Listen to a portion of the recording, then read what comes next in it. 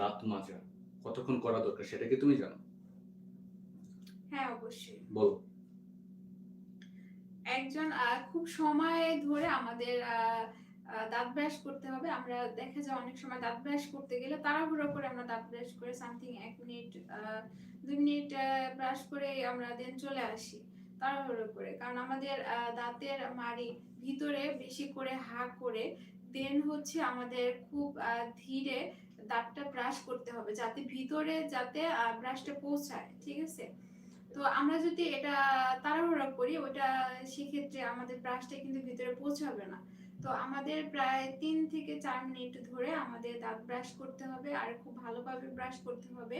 দেখতে হবে যে আমাদের কোন জায়গায় আমাদের ক্যাভিটি বেশি আছে, কোন জায়গায় আমাদের খাবার জমতে পারে। তো ওই জায়গাটা ভালোভাবে ক্লিন করতে হবে। ঠিক আছে?